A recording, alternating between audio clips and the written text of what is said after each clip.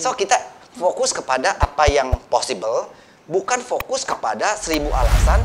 Kalau mau dicari 1000 alasan ada. Pasti ada. Pasti ketemu alasan yang nggak bisa ini, nggak bisa itu, nggak bisa ini ya. Jadi saya minta hari ini kita fokus kepada satu alasan yang memungkinkan kita bisa. Asik. Oke?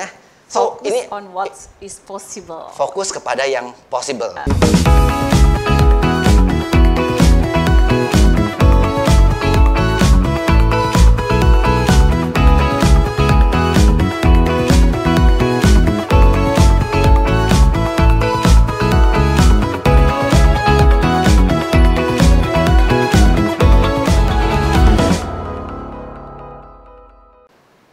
Halo pemirsa Lestari TV, kita berjumpa kembali dalam program Lestari Way di channel YouTube-nya Lestari TV. Anda nonton sekarang ini, malam hari ini, program Lestari Way ini udah di channel YouTube-nya Lestari TV kan? Ya, jangan lupa di-subscribe loh, kita tunggu subscribe Anda, oke? Dan malam hari ini senang sekali saya Eci bisa duduk di sini untuk ngobrol-ngobrol sama yang punya acara. Pak Alex, selamat malam. Malam Eci. Apa kabar Pak? Dahsyat, sehat, sejahtera. Oke, ya jadi yang udah sering nonton udah ngerti ya Pak ya kalau acara ini Lestari Way ini memang hadir setiap hari Selasa malam, ya kan? Selasa malam jam 7 waktu Indonesia bagian tengah, ya kan? Kalau yang di waktu Indonesia bagian barat ini baru jam 6 ya. Terus setiap malamnya akan membahas satu topik yang wah berguna pastinya, bermanfaat. Apalagi topik malam ini ya Pak Alex, itu sangat ditunggu-tunggu oleh jutaan penonton di seluruh Indonesia. Nggak jutaan kali. Akan. Mungkin malam ini bisa jadi jutaan Pak, why not gitu kan? Karena kan menjadi kaya mudah. Itu topiknya Pak Alex, yang dipilih adalah menjadi kaya itu mudah. Wow, luar biasa. Topik yang memang sangat menggoda, menggelitik dan sangat ditunggu-tunggu. Karena siapa sih yang nggak mau jadi kaya gitu ya Pak Alex? Pak Alex kok keringetan? Tegang. Oke, nah sebelum saya tanya langsung gimana cara jadi kaya yang mudah itu ya. Anda pemirsa Lestari TV, Anda juga bisa berinteraksi bersama kami. Caranya gimana? Anda silakan ajukan pertanyaan nanti ya terkait dengan topik yang kita bahas ya. Topiknya adalah menjadi kaya itu mudah. Kemudian nanti 2 pertanyaan terbaik di igmoneyinsight.id dan juga di YouTube channel Lestari TV. Yang terbaik nih ya, yang malam hari ini itu akan mendapatkan voucher pemeriksaan kesehatan ya dari Rumah Sakit Kasih Ibu. Masing-masing senilai Rp500.000. Lumayan ya Pak ya? Yeay, udah ada sponsor. Asik. Yang lain boleh ya setelah ini ya. 500.000 untuk malam ini ada 2 orang nanti. Yang terpilih, dipilihnya oleh siapa? Oleh tim yang ada di sini. Oke? Jadi silakan dari sekarang juga boleh tanya gitu. Pak Alex, Anda sudah siap? Oke. Ya, sudah kenal dong sama Pak Alex, siapa yang nggak kenal beliau gitu ya. Yang makin hari itu makin meningkat gitu eksistensinya di sosial media ya Pak ya. Jadi saya ini sama Eci ini adalah curhat. Eci ini pertama kali yang menginterview saya 18 tahun yang lalu, betul ya? Waduh. 17 tahun yang lalu. Lama banget ya, 18 tahunan ya, 17 tahun yang lalu Eci adalah, tapi Eci belum ngetop seperti sekarang. Asik. Ya. Pak Alex juga belum terkenal sekarang gitu. Jadi Eci adalah yang interview saya di radionya, Duta FM. Ya Kita kan? buat program khusus buat Pak Alex waktu itu ya. Iya. Jadi sekarang fast forward 18 tahun ketemu lagi. Iya, Tapi sekarang- Eci sekarang sudah jadi ngetop, Asik. MC ngetop seluruh Asik, jagat. Asik. Ya. Amin ya. Jadi ini kayak deja vu, Iya. ya kayak oke. Jadi udah kalau deja vu santai aja kali Pak. Oh, Iya, iya. Tapi deja vu-nya sampai ke tingkat kegrogiannya juga deja vu ya. Oke. Kalau deja vu Bapak bawa catatan nggak? Dulu Nggak. pertama kali bawa catatan ya? Sekarang bawa buku. Asik. Kalau lupa saya buka buku. Oke. Yes. Pak, Dulu bawa catatan ya. Eci nanti kamu tanyanya ini ya. Saya jawab ini, kamu tanya ini. Sekarang kebalik, Bapak yang kasih saya pertanyaan ya. Ini pertanyaannya ya gitu. Oke, nggak bercanda. Oke, Pak, yang pasti paling pertama kali yang pengen diketahui adalah bener nggak sih Pak jadi kaya itu mudah? Kalau jadi kaya itu mudah, kayaknya nggak akan ada dong orang-orang kelaparan di luar sana gitu loh Pak Alex. Oke, jadi saya mau buka dengan satu slide. Oke. Ya, coba kita slide-nya, ada nggak? Nah, ini dia slide-nya. Ini adalah data dari Gallup terhadap 100 orang yang diikuti perjalanan hidupnya sampai usia 65. Ya, jadi diikuti hidupnya sampai usia 65. Itu diketemukan atau diketahui bahwa 54% dari orang-orang yang usianya tadi diikutin sampai usia 65, 54% itu hidupnya harus disupport oleh keluarga atau pemerintah. Ya, ingat periode episode lalu saya bilang bahwa 70% eksekutif kita itu pensiunnya bangkrut. Nah, ini salah satu termasuk 70%-nya di sana, di sini, ya. 54% itu hidupnya harus disupport oleh keluarga atau pemerintah. Jadi bangkrut, ya. 36% meninggal. Ya. Jadi lumayan nih meninggal. Jadi nggak punya problem lagi, ya. So, 5% nggak punya keluarga, nggak disupport pemerintah sehingga dia masih harus bekerja. Ya. Hanya 4% yang kemudian bisa pensiun sejahtera dan 1% yang kaya. Ya. Jadi angkanya cuma 5% yang kemudian mencapai level sejahtera dan kaya. Ya. Pertanyaannya adalah kalau menjadi kaya itu mudah, kenapa yang kaya sedikit? Betul. Oke, saya tadi pagi barusan sebelum kesini itu kawan saya promote acara saya di WAG grup saya, ya kawan-kawan SMA. Saya WAG, saya bilang, tolong subscribe dong, saya bilang itu, ya kan? Gue udah subscribe kata teman saya. Iya itu tetangga udah belum, ya kan? Itu ibu-ibu sekomplek udah belum? Karena saya kejar-kejaran sama Sule, saya bilang gitu kan. Udah belum? Terus Sule tahu nggak Pak Alex kejar-kejar? Gak tahu. Gak tahu ya. Gue lagi kejar-kejar Sule nih, jadi subscribernya harus 1 juta gitu ya, Sule ya. Udah belum? Kita chatting lah ya, kita bercanda-bercanda. Terus salah satu teman saya itu nanya, Lex, gue mau nanya sebenarnya. This is interesting ceritanya. Tahun 93 dia itu PNS. Dia bilang, gue tuh tahun 93 PNS. Gajinya 125.000. Bayar kos 200.000. Oke, saya ulangi. Gaji dia ini tahun 93 ya. Tahun 93 dia sebagai PNS dengan gaji 125.000, tapi bayar kos 200.000 dia bilang tuh. Gimana caranya gue bisa kaya? Dia bilang begitu. Waduh.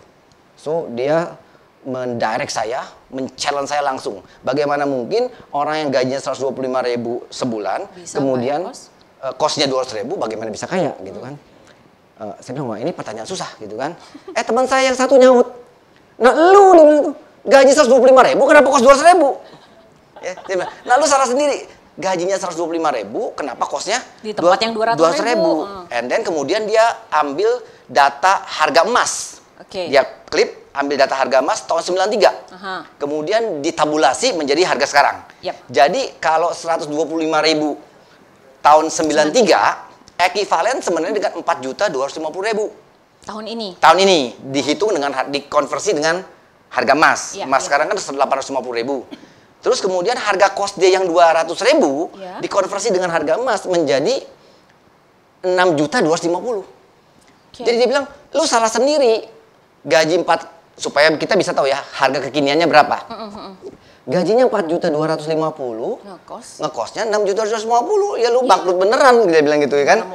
Oke, itu satu sudut pandang. And then kemudian teman saya yang tadi itu kemudian bercerita kembali. Lu tahu nggak? Gue juga miskin. Gue nggak punya modal. Ya.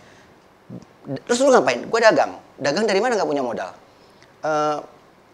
Kawinan, ya dia menikah, kemudian dia dapat kado. Angpau. Uang angpau dan istrinya dapat perhiasan-perhiasan. Iya, biasa ya dipakai-pakai gitu. Perhiasan-perhiasan. Nah, itu dijual dia bilang gitu. Ya, dapat 40 juta. Dapat 40 juta. 40 juta itu sama dia pakai sewa kios. Dia punya toko, ya. Di mall di Taman Mini.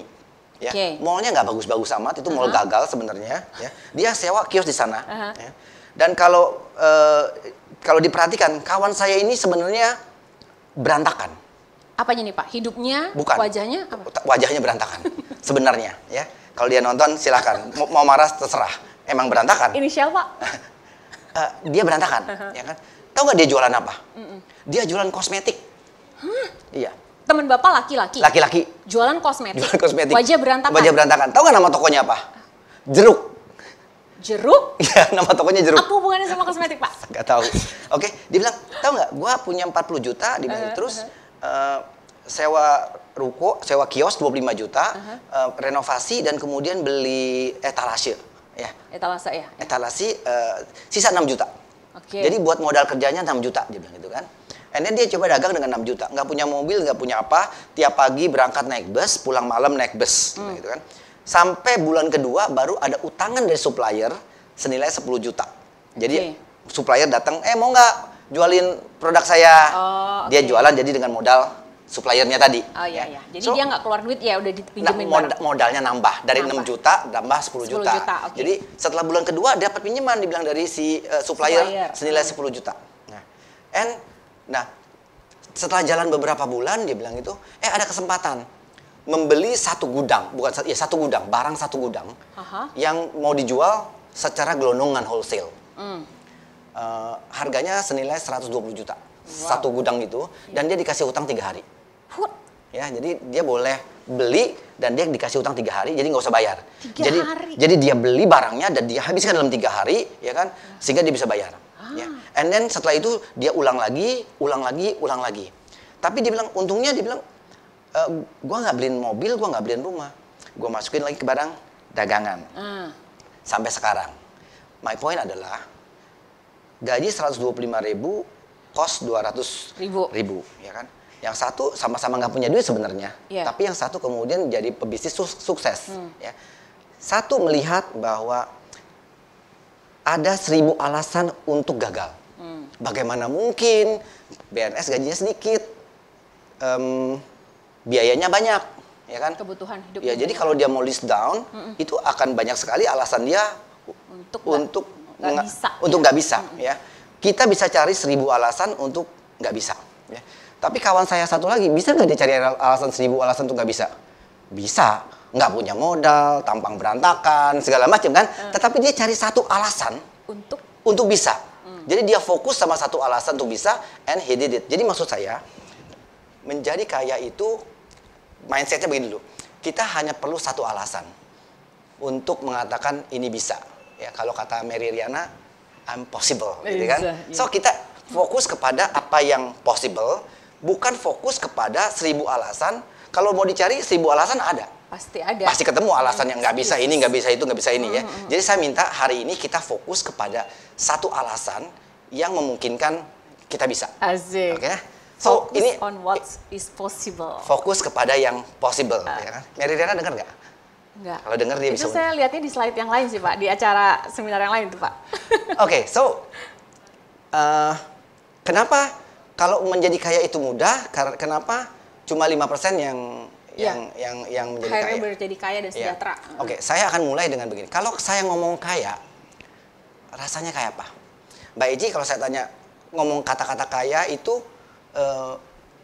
are you feeling positif atau negatif atau risih atau gimana? Kalau nyebut kaya, saya kaya gitu. Ya, saya kaya atau kata-kata kaya ya? Kalau nyebut diri sendiri kayak begitu tuh rasanya kayak risih ya gitu ya. Risih ya. Jadi kayak sombong gitu rasanya. Sombong. Jadi kaya ini menarik karena ini hal yang sedikit tabu. Kita kan nggak pernah membicarakan siapa yang kaya, bagaimana cara mencari kekayaan di meja makan. Iya. Nggak pernah dibicarakan kan. Di sekolah juga nggak diajarin. Iya, nggak diajar kaya ya. Nggak diajar kaya. So kaya mungkin lebih banyak negatifnya, lebih risihnya dibandingkan positifnya. Saya dibilangin sama teman saya, lu tuh ya kalau bikin apa-apa jangan bilang menjadi kaya deh. Nggak enak dengerannya. Ya, seolah-olah menjadi kaya menjadi negatif. Iya. Padahal semua pengen. Orang pingin kaya, tapi nggak mau ngomong, nggak mau belajar. Iya. Saya bilang kayak orang mau masuk surga tapi takut mati. Iya. And gini, sampai di mana saya ngomong? Oh kaya, Yep. ya. Uang adalah akar dari segala kejahatan. Itu tuh lihat keluarga berantem gara-gara uang. Yes. Ya kan? Uang identik dengan serakah. Serakah, betul, setuju. Uang kan tidak bisa membeli kebahagiaan. Ya aku yang penting bahagia. So kalimat-kalimat itu memberikan arti sedikit negatif mengenai uang dan menjadi kaya. Betul. Oke?